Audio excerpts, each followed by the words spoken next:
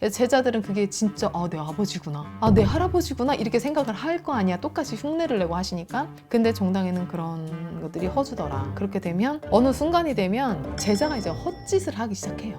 한 군데서 오래 못 붙어 있는 것도 그 제자 성격이에요. 정말 이상한 선생을 만나기 전에는 막 금전적으로 너무 힘들게 하거나 막 이상한 요구를 하거나 이런 신선생을 만나기 전에는 어떠한 일이 있어도 그 신엄마 신오빠 밑에 붙어 있어야 돼. 제자는 지가 살라면.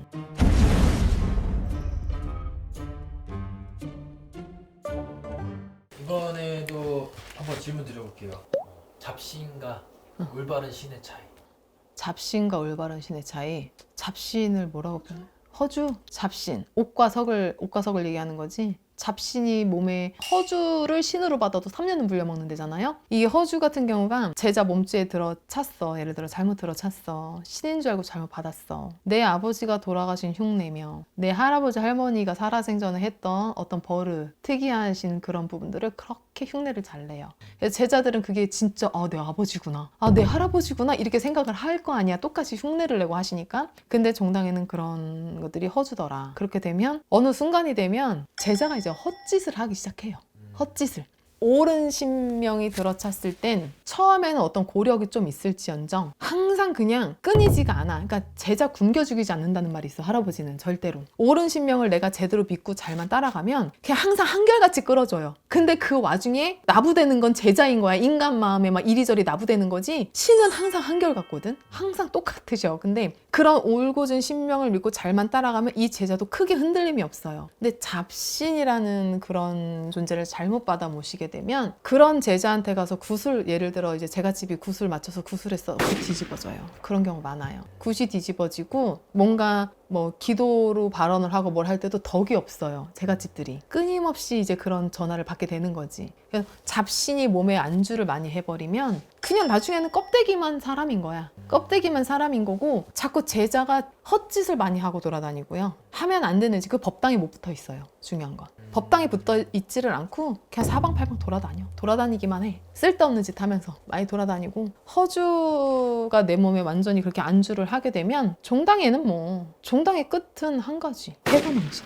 진짜 그런 식으로 많이 흘러가고. 신이라는 존재는 내 밑으로 퍼져서 내가 분명히 신을 모시고 있는데도 불구하고 자식한테 신이 다시 내려간다든지 아니면 형제가 있으면 형제한테 신이 퍼진다든지 이렇게 집안의 우환이 끊이지가 않는 거죠. 계속적으로. 신은 올바른 신과 옥과 석을 가리기 위해서 신굿이라는 걸 하는 거고 옥과 석을 가릴 때는 분명하게 잘 가려져야 되고 신굿이라는 걸 할 때 석이 완전히 다 안 빠져나가는 경우도 허다해요. 그런 건 올곧은 신명이 원불이 내 제자한테 제대로 섰다면 기도로다가 서서히 눌러가는 거예요. 그럼 어느 순간 되면 이 뿌리가 단단하게 잡히거든. 근데 사람들은 또 신굿을 하면 이 모든 게 다 좋아져야 된다는, 석은 다 무조건 빠져나가야 되고 옥만 서야 된다는 그런 개념이 굉장히 강하신데 신굿을 하더라도 꽁꽁 숨어있던 그 석은 쉽게 안 빠져나올 수도 있어. 잔여물이 있을 수 있다는 얘기야. 그런 건 제자가 뚝심으로 기도를 열심히 하고 진짜 기도밖에 없어요. 기도를 정말 한동안은 미친 듯이 해야 돼요. 정말 열심히. 그러면 그 결과물이 반드시 나와. 근데 그 기간을 못 버티는 거지. 이제 잡신을 받게 되면 기도고 뭐고 안 하게 돼요. 안 하게 되고 그냥 막 돌아다니면서 막 그러니까 주워 짓거리고 뭔가 제갓집에 와서 일을 해줘도 이상한 쪽으로 흘러가게 되고 굿떡도 못 보고 계속 시끄러운 일이 생기고 우환이 생기고 막 이러죠. 잡신을 받은 사람도 있잖아요.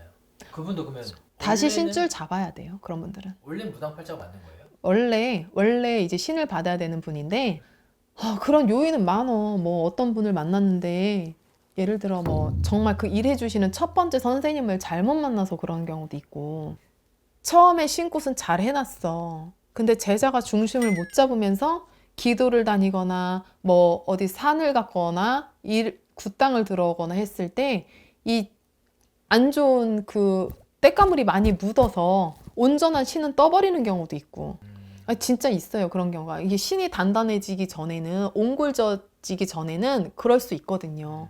근데 그럴 때 어떤 제자들은 꿈으로 이제 선몽을 받아서 빨리빨리 부정을 쳐내고, 아니면 선생들이 너 좀 약간 이상하다 싶으면 선앙당 같은 데 데리고 가서 선생님들이 좀 풀어주고, 이렇게 하면서 자꾸만 이제 옳은 신을 단단하게 해야 되는데, 그러지 않은 경우에는 거의 대부분 끝이 좋지가 않아. 근데 제자들이 신을 받고 신선생님하고 신엄마나 신오빠랑 손이 너무 빨리 떨어져 버리면 또 그렇게 되는 경우도 많아요. 혼자 막 기도 다니거나 아니면 막 여기저기 막 점집 다니면서 군만 하고 돌아다니거나 하면 그것도 나중에 문제가 돼. 근데 한 군데서 오래 못 붙어 있는 것도 그 제자 성격이에요. 정말 이상한 선생을 만나기 전에는 막 금전적으로 너무 힘들게 하거나 막 이상한 요구를 하거나, 이런 신선생을 만나기 전에는 어떠한 일이 있어도 그 신엄마 신아빠 밑에 붙어 있어야 돼. 제자는 지가 살라면. 그 신엄마 신아빠가 이상한 사람들이 아니라면 지 욱하는 성격에 누가 공주처럼 오냐봤자 해주겠어. 같은 제자길을 가는데 갓 태어난 이 신제자니까 그래 오냐는 해줄 수 있지만 공주처럼 누가 떠받들어 주겠냐고요. 근데 그런 거를 다 감내할 줄을 알고 그걸 받아들이고 해야 되는데, 실제 공주병이 있는 친구들은 그거 못 받아들여요. 왜 여기서 나를 이렇게 돼? 왜 이렇게? 그렇다고 해서 뭐라고 하는 것도 아니야. 그냥 오냐봤자 안 해주면 그런 거 싫다고 튕겨나가는 친구들도 있어. 근데 그런 친구들이 과연 사회에 나가서 다른 일은 제대로 할까요?